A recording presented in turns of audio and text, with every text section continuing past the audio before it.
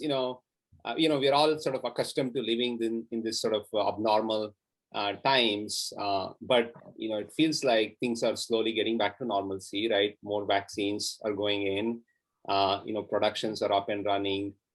There's also live sports, some movie theaters are opening. In this environment, what are some of the biggest challenges that you're hearing from your clients? Denise, maybe you want to take that? Yeah, sure. Thank you for having me. Really, a lot of the conversations we've been having over the last month, particularly, and even the months leading up to April and sort of this period of time that we're going into in terms of long-term investments, the conversations have really revolved around flexibility. That's been the number one topic that comes up in every meeting that I'm having with clients. The industry proved to be able to be reactive last year, right? Yeah. We were able to make changes at the drop of a dime. So that flexibility is something that is key because, as you mentioned, because of the pandemic, there's been so many economic disruptions to our clients' businesses, and there's still some uncertainty. There's still issues with supply chain, commodity availability in the back end of the year. So, number one, first and foremost, is how do we maintain that flexibility? And then I think secondarily, the second topic that comes up just as often is really about being very intentional about our media choices moving forward. And why are we spending in that particular area? How are we going to measure it? And then leading into how does that contribute to my ROI? So because of the economics of the pandemic, I think both of those two factors are leading into a lot of our decision-making in terms of where we invest. Yeah, and I would also add, while we were going through, especially those early months of the pandemic, we saw some real changes in where our clients, to Denise's point, like everything was so intentional. And when I look at where our clients intentionally leaned in, and we didn't know, are these trends going to continue? One was like absolutely e-com, right? Because everybody was shopping from home and it just accelerated all of the growth projections, exponentially. Right. And our clients leaned into e-com in a big way. We did with our partners, and there is no sign of that letting up, even as the pandemic starts to get better and things are starting to return to normal.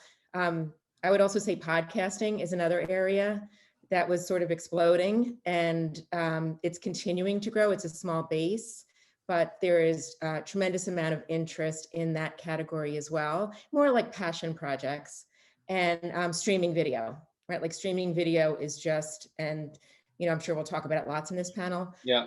But the growth and the viewership, but then also the ad opportunities and the ad innovation has been pretty tremendous. So more flexibility. Yeah, go ahead, Liza. No, lastly, I just wanted to say one thing I would add to that is, as we talk about embracing all of those platforms, I think our partners were very conscious of their tone, right? So what is your tone when you have a mass broadcasting message in prime time, in comedy and news? And then as you dig a little bit deeper, John just talked about how important social video is, but you want to make sure that your tone is appropriate and taking into account, everybody is handling this pandemic differently, and making sure that you're, speaking to people in an understanding and compassionate manner.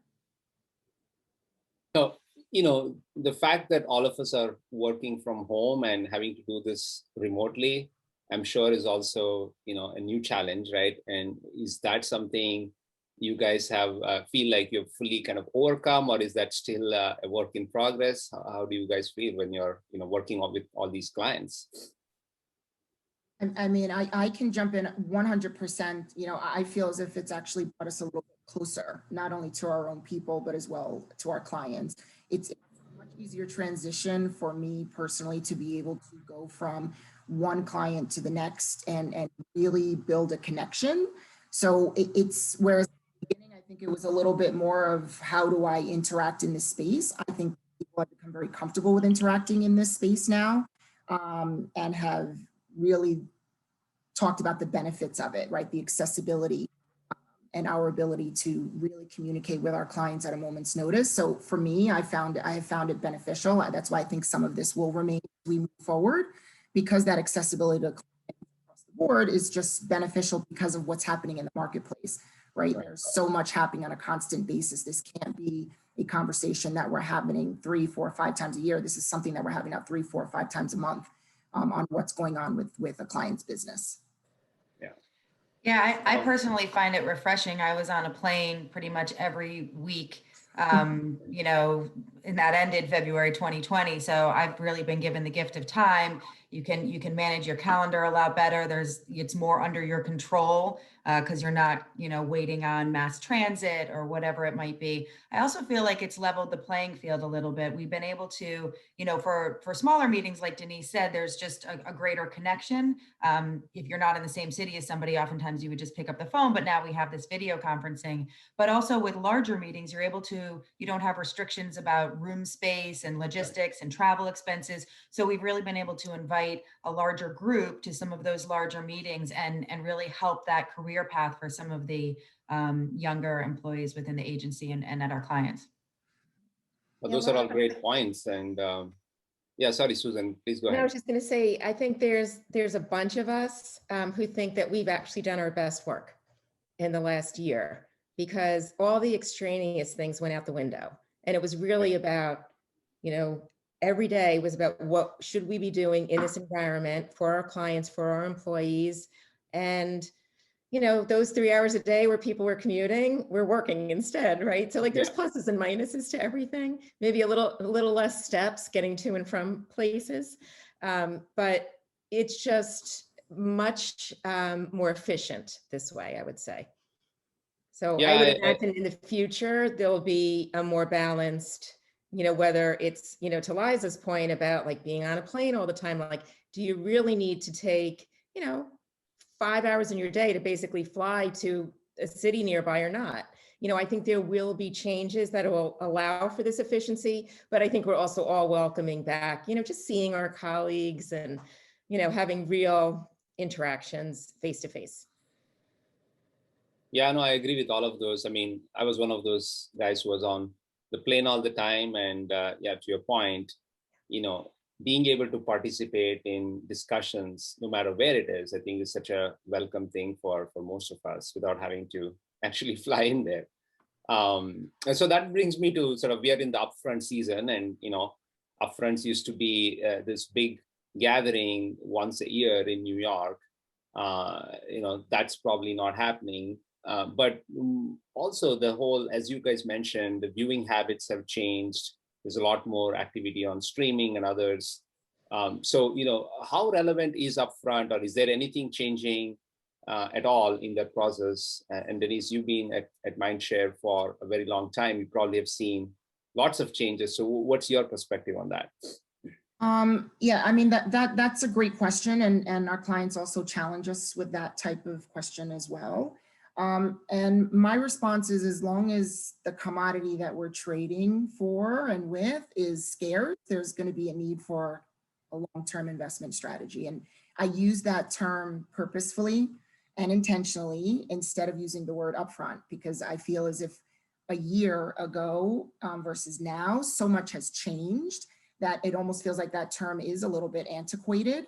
And so I have been continuously talking about what is our long-term investment strategy? So as the managers of your investment portfolios, what is the long-term investment? What is the reason why we should be considering a long-term investment on your behalf? And how does that fit into your overall audience strategy? So as you mentioned, with the growth of streaming, you're talking about the ability to now speak to people on a one-on-one basis. So if we're talking about, you know, that type of change, how does that fit into our long-term investment strategy, right? Because into our overall audience strategy.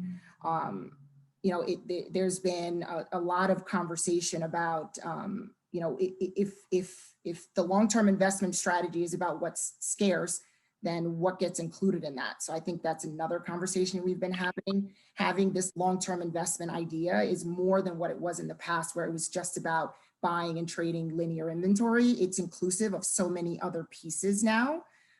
So there's conversations about what are the streaming services offering, you know, what are the different audience targeting offerings that each of the partners that we deal with during this long-term investment strategy period, what are they offering and how does that fit into our overall audience strategy?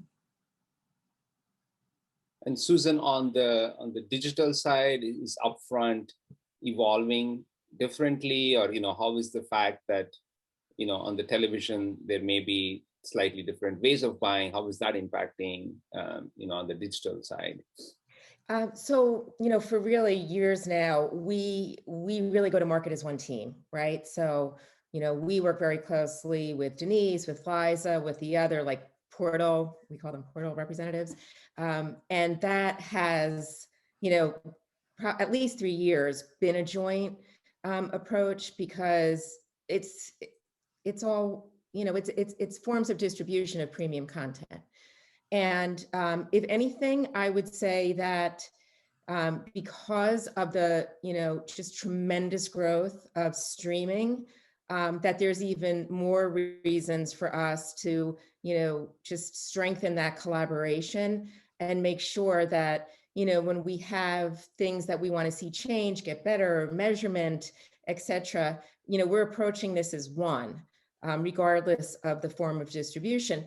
Also, it allows for much more innovation, right? So instead of having innovation, only on broadcast or only on digital, it's what can we do cross-platform that is unique for our clients? And we have just tons of examples, and it's something that we ask our partners to bring to us, with every discussion that we have, because we do want to stand out. And our clients have taken advantage of so many of the opportunities that we've brought to them to be first in market. And it's just resulted in, tremendous work, ROI, and case studies. So do you guys see sort of the measurement that is used becoming more uniform across these formats? How you measure digital may be similar to what you do on TV or vice versa. Is that sort of a new trend that we should expect? Yeah, so I would say this is something we've also been working very closely as a team together. So along with our research group, listen, there's measurement challenges across platforms. We do need more uniformity. There's many places we think we should be moving to audience versus traditional forms of guarantees. But how do we do the verification if we move to audiences in a way from some of the traditional? I will tell you that, and it's not a secret, but transparency is an issue of schedule with some of the partners in terms of we want to know where our ads ran, right? Mm-hmm. And sometimes when we move from linear into streaming in a big way, it's very top line reporting, and that can't continue.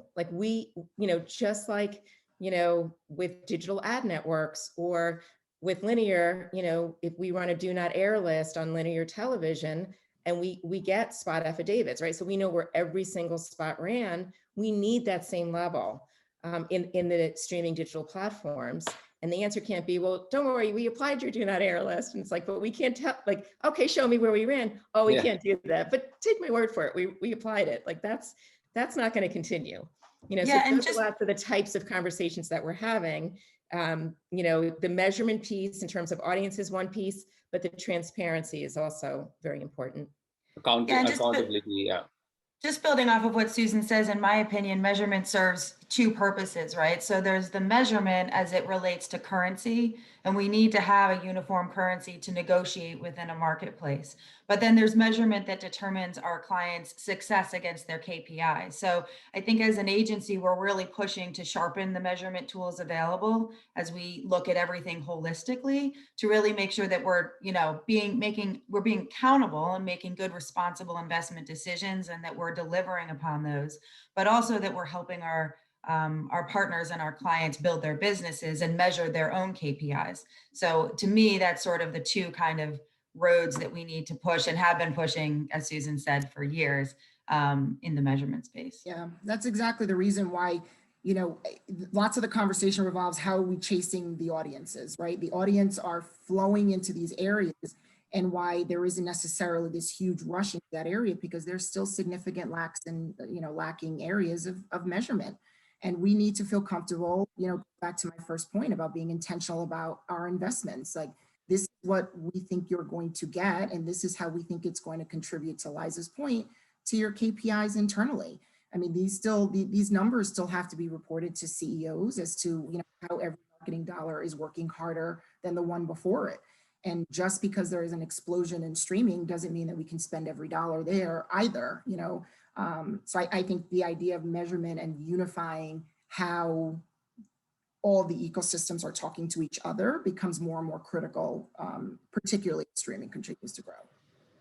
Yeah, I mean, I think we all agree kind of that there is a need for uniform currency, but it's also a very fragmented media landscape, right, with linear and streaming. What are your feelings about sort of the, you know, the old panel-based approach versus maybe getting more deterministic data? You know, at LG Ads, which is, you know, my employer, we talk all day about this, right? Which is, you know, there are millions of TVs now with the ability to measure sort of what people are watching on streaming versus linear TV. But certainly that data set, whether it's from LG or other TVs, are not really in sort of a currency state. You know, is that something that you think the industry wants, or is it evolved to something else over time? So I think it's very important to remember sort of progress over perfection. And I think, you know, everybody has knocked Nielsen for years, but there are billions and billions of dollars that are traded on the currency of the measurement that Nielsen has, they've set forth. We can poke holes at it. And I think we should poke holes at it, and we should continue to try and push to be better. I think as we look at the overall landscape, I think we need to look at it holistically, and we need to draw in commonalities so that we can do our best to make planning decisions and make investment decisions while we're kind of trying to push. I think sometimes when you want a perfect measurement solution that is consistent across all of these platforms, and we're talking about linear, audio, digital, out of home, cinema. I mean, all of these platforms are very different. And so sometimes I feel like we're trying to put a square peg in a round hole just for the sake of having consistency. I think what we need to try and figure out is what is the best measurement, but then how can we kind of bring that all together when we look at an overall investment plan? A great point. And sort of staying on that same theme, you all mentioned streaming quite a bit and how that's, you know, growing and how important it's becoming. Liza, can you talk a little more about sort of how you see sort of streaming or, you know, CTV ecosystem fitting into the media plans this year? Yeah, absolutely. So I think it's really important for teams to look at a holistic video plan when they start to plan their media, and when it transitions to an execution. And I think, you know, we talk a lot about this consumer landscape, consumer evolution, consumer journey. We're all watching premium video, if you will, very differently than we watched it a year ago. As I mentioned, I used to be on an airplane. I'm in this business because I'm a big fan of premium video, and I watch a lot of content, but I used to watch it almost exclusively on my iPad on an airplane. And now I watch it very differently. I'm probably one of those people who've gone a little bit more back to using my cable box, if you will, now that I'm home.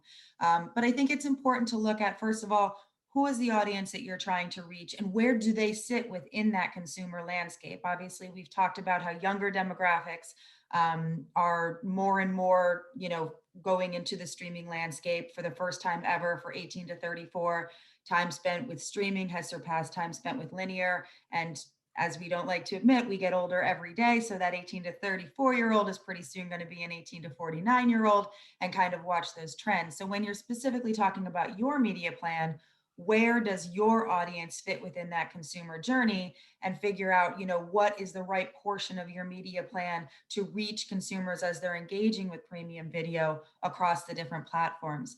I think it's really important. CTV is a really big piece of it. I think it's important. We on the agency side know that there's many different ways to engage and buy CTV. There's direct, there's programmatic, there's through the ad networks. It's a very muddled and wild, wild west landscape, if you will. It does not have uniform measurement, as we've discussed. I also think it's important to understand, where does social video sit on that? We know that probably somebody who's watching over an OTT or connected TV device is probably going to have more devices in front of them as we're watching. That's just kind of a something that's come up in research as the type of person who tends to watch not in a linear box or not in a cable box, but with those means tends to be multitasking at the same time. So think about the social video or the other interaction or engagement that you can use, and some of the technologies that you can use to read what's on the glass in front of you and also what's on the mobile device. So I think it's really important to kind of look at that holistic video overall when you decide what pieces and then how you want to implement them. Yeah, and I think CTV, that conversation has morphed out of a young person's conversation now, right? It's not just about the younger skewing brands. So the role that CTV is playing in each of our plans moving forward, when we think about what happened during the pandemic and you're looking at 50-plus-year-olds, they showed the steepest decline against linear television in the last year and the greatest adoption of CTV. So when you're looking at brands, it's not just an 18 to 34 conversation on what role CTV plays. It's for brands that are 18 to 49 or 18 or 25 to 54, because your audiences also are embracing CTV at a much higher pace at this juncture.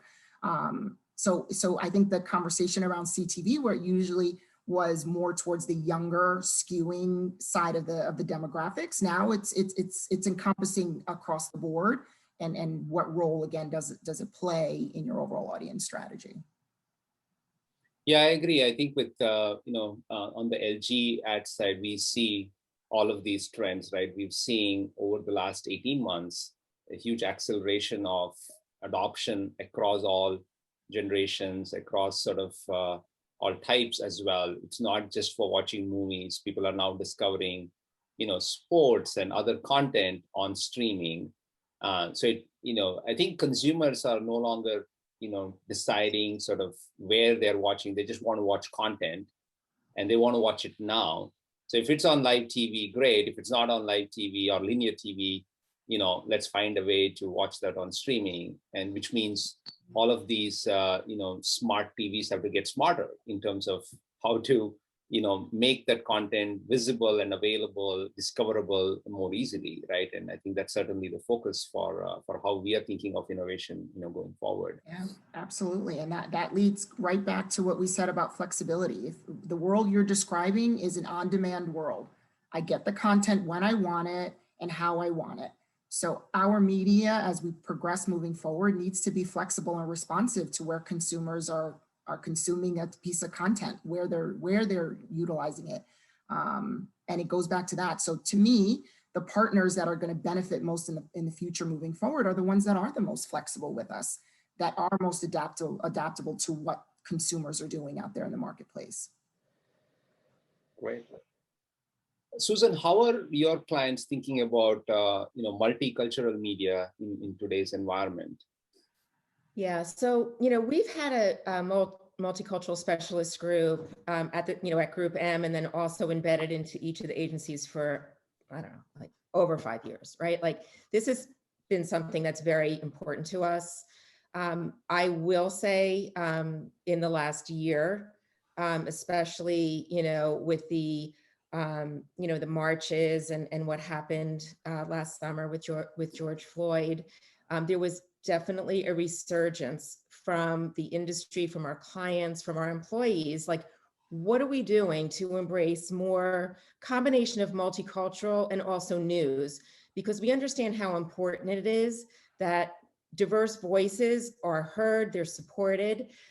So we've really done a reboot, I would say, over the last year in terms of, having very close partnerships with properties that either were owned by diverse audiences, Hispanic or Black, Asian American, LGBTQ, because they tend to get left out when so much of the money goes to some of the larger, whether it's networks or social platforms or streaming partners. Those voices, right? Like the developing up and coming properties have a tougher time. So what we did over the past year is to work very closely to make sure that they're introduced to the right clients, that if they, for example, didn't have a programmatic capability, that we had a small team internally that were able to, like, in addition to their regular jobs, like counsel in terms of getting up and running programmatically, We've built discrete marketplaces for Black audiences, multicultural in general, Asian American, LGBTQ, and many of our clients have leaned into it, right? But the reality is a lot of the properties are small that we're putting together to activate programmatically. So it can't only be a digital programmatic activation, right? It has to be, what are we doing with, whether it's audio partners, some of the new up and coming YouTube, either creators or influencers, that's important as well. So we're putting this all together for our clients so that it's a very easy turnkey way to quickly get up and running with more diverse audience owners and creators, right? Like, of course, we've always been reaching and targeting, but that's easy to do in platforms. So again, we want to make sure that it's going beyond platform spend to reach multicultural audiences to like very specific, whether it's broadcast, television, broadcast radio, streaming audio, and then streaming TV, and especially digital. So, what we've seen a lot of progress. We've seen a lot of clients that have upped their goals and percentages about supporting multicultural audiences, but it's not done. I mean, it's not done by a long shot. We have a lot more to do, and we want to get so that it's not something that we are constantly, benchmarking and having to say, you know what, you're running a little under, okay, you're doing fine. Like, it should be every day. It should be, and I don't know, is that going to take 2 years, 3 years, 5 years? I don't know, but I'm hoping that it's more like 2 years and that we're not having this conversation in 5 years, because it's something that we're just looking at every day. And we've grown our partnerships with important multicultural properties every day, not just when something happens in the news. Yeah. And our clients have been really supportive. The media partners have been tremendous and awesome. And I'm very hopeful that we're going to see a real sea change. Yeah, I mean, I think it's been refreshing to see that attitude. Traditionally, people have kind of stayed away from areas that they thought were, either controversial or, didn't appeal to them. But, I think this year brands have embraced that and said, we are going to, speak out about this, and we are going to show our support. So I'm really glad to hear that, you guys are driving this forward in such a forceful manner. Switching topics slightly, I think, brand safety, wanted to hear sort of what are your thoughts about that, and, especially with regards to sort of news, and, is there anything that specifically we should be looking at from a brand safety aspect there? Yeah, so I mean, like we fight that good fight every day. And we have from the beginning when, GroupM was, the company that insisted on, brand safety, third-party verification. We started with viewability, but quickly moved over to brand safety. And we do that with, all of our digital partners, streaming partners, social partners. And I think that we've done, and listen, this is like Joe Barone, John Montgomery, they've done a tremendous job in moving this forward with industries like GARM, among others. But a place that we're taking a special look at in addition to multicultural is journalism. And in addition to the private marketplaces that we're having for multicultural, we're also building private marketplaces with key partners for ease of programmatic activation in local news, right? And I think everybody knows that, over 2,000 newsrooms have closed, in the last, I think, 10 years. And there's just, what we call news deserts across the US, where there's like many towns and even small cities that they don't have local news anymore. And we think that that's harmful on so many levels. And part of the reason we got here was in the switch from newspaper to digital. There were many, many brands that didn't want to be associated with digital news because, it was tough to avoid some of the more controversial or harsh news or news around violence. So we've worked very closely to identify with news properties, if a client doesn't want to be on like the front page of, the site, that maybe we can be in the sports section, the entertainment section, the money section, the travel section, right? There's lots of ways to support so that we're still supporting, the properties that need to retain their hard-hitting journalists to make this world a better place. And this is another area where we've had lots of interest from clients, to take a look at what is their news strategy, right? There's certainly more neutral and safe news properties, but as you go into digital, we want to make it really comfortable for our clients to support it. And that's been a combination of our inclusion lists of, these are news sites that are not filled with disinformation or extreme opinion pieces, but really just like report the news and then do good investigative journalism.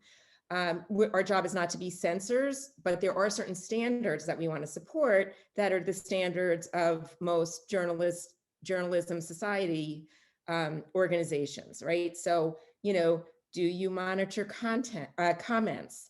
Do you retract when you make a mistake? There's some basic things that, we want to make sure that the sites that we're supporting meet those common standards.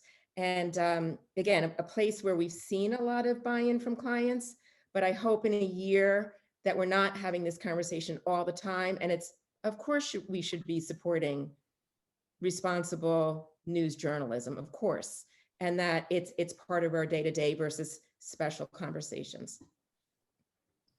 I mean, I totally hear sort of what you're saying, especially given, on the digital side, you can do more precise targeting. You can have those inclusion, exclusion lists that can be changed quite often.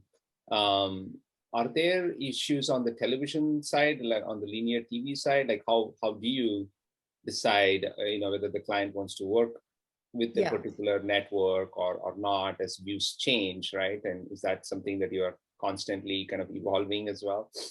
Yes, and that really does vary from client to client, right? Because there's clients who might be most comfortable in, early morning news and late night news, perhaps local news.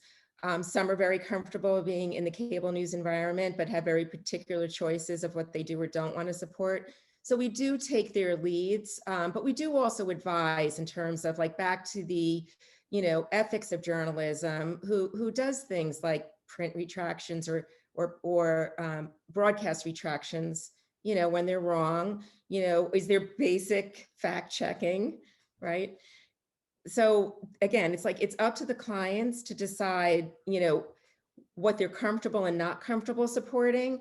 So what we try to do is help them navigate what's more neutral versus what's more opinion-based, which is the tougher places, and that what areas they should definitely stay away from, because they do promote, whether it's disinformation or they don't fact check or print retractions. And what I've found is in the last year, putting out this sort of game plan to our clients across different media types for TV, into digital, into their social platforms. That is something that we do regularly now. So it's almost as if we've become this look-see into what's going on in the news and how our clients need to be ready to react or not to react to it. So it's happened more often in the last year than it has in my entire private, career before that. Where now we have to be more, hey, we are hearing that there could be a big announcement today, or whether it was the recent verdict in the Chauvin trial, how does our media want to play out in that space? And doing a lot more of that lean forward. So, we actually have to be more in tune on what's going on in the news and how our media can have a rub-off effect by being surrounded in that media. And that's happened a lot more over the last 12 months than it has ever happened before. And I don't see that changing moving forward, where we are partnering with our clients to, as Susan mentioned, giving them a playbook as to, here are the different things that could happen. We're certainly not playing the role of censor nor making decisions. It is a client by client decision, but giving them sort of the lay of the land based on your different media opportunity, or the media that you're participating in, how it could be affected by a certain news cycle or a news story. Yeah, and I think it goes back to the tone that we were talking about earlier. I think there's the general best practices that Susan and GroupM have laid out, but then it is a client by client specific conversation, because you have to take a look at the creative and the campaigns that they're supporting at that time, and make sure that you think about them in specific environments and with, as Denise mentioned, specific announcements. I mean, the world has been very volatile over the past 14, 15 months.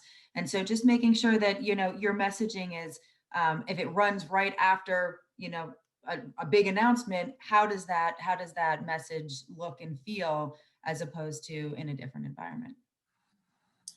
I think we are almost out of time, so let me kind of pose a final question to all of you, and some of it we've been covering here already, which is, as you look at sort of audience-based buying or planning versus more context-based, where the ads are appearing, what's the surrounding media of that. What is the balance, or how do you see that changing between linear TV, digital CTV? Is one more important than the other? Yeah, I mean, I think it goes back to the long-term investment strategy that I mentioned earlier, right? What role does long-term investments, which to be frank, normally includes a big bulk of that is linear television. What role is that portion of your business going to play when you think about your overall audience strategy? So I think that's a big part of the conversation we have with each of our clients. And it's going to be dependent on the client. I've used a visual of a puzzle piece of a long-term investment strategy, and the size of that puzzle piece versus your audience strategy is different depending on the client, right? So the richness of their in-house data, their richness of the targeting against who they want to talk to is very dependent on how large a piece a long-term investment fits with your overall audience strategy. So I think it varies by client, and that's why all the conversations we're having are so fascinating and interesting to us, because I think it goes across an entire spectrum as to how they want to play in this space moving forward. And frankly, I'm super excited to be in this business right now, because it's a huge inflection point, and how we move forward is being decided, frankly, by the people on the phone right now, right? So we're actually setting standards on where we think this business should be moving forward and what role targeting plays in that strategy. So lots more to come, lots more questions to be answered, but exciting time. And when we're looking for partners that want to partner with us in the truest sense of the word of figuring it out, where no one's claiming to have all of the answers, but really want to partner with us in terms of finding what those questions are and what the new way of working should be. Yeah, and I think when determining sort of the answer to be addressable or not to be addressable, I think there is a place for addressable on every plan, but I think it's really important to look at the size of the audience that you are trying to address and outweigh, what the price point against that target is. Sometimes it's actually better to have what we call a little bit of waste, because those could be potential new consumers. And sometimes it's really important to be very specific with your message and very targeted. So I think, as Denise mentioned, we talk about dialing that up or dialing it down, depending on the universe of the different audiences that we're trying to target. Great. Yeah. Susan? Yeah, I was just going to say, I think in the world of, addressable TV, right? Like that's the holy grail of, the intersection of, household, content, data, tech, like it's all there. But, to Liza's point, like what's the actual scale that's available? What's the price point that's available? And, that's what we're constantly evolving and testing. Great. Well, thank you all, and that's all we have for today. And it's been my pleasure to have you all on the panel, and I really enjoyed the whole discussions, all of the discussions. Thank you. Thank you very much. Thank you so much, Raghu. Thank you. Thank you for having us. Thank you guys. Again, Raghu, Denise, Susan, Liza, really wonderful having you all join us. I mean, even going back to the beginning of your conversation, talking about, some of the big impacts and the areas of growth like e-commerce and streaming. I feel like I'm alone responsible for, and if everybody else's behavioral, changes, mirror mine in some ways. And I could see how those categories would be very easily exploding with no signs of slowing down. But this is a really wonderful and insightful conversation. I know we're all looking forward to kind of changes in the measurement side of the ecosystem that you were talking about on digital video. So hopefully we'll have you back again soon.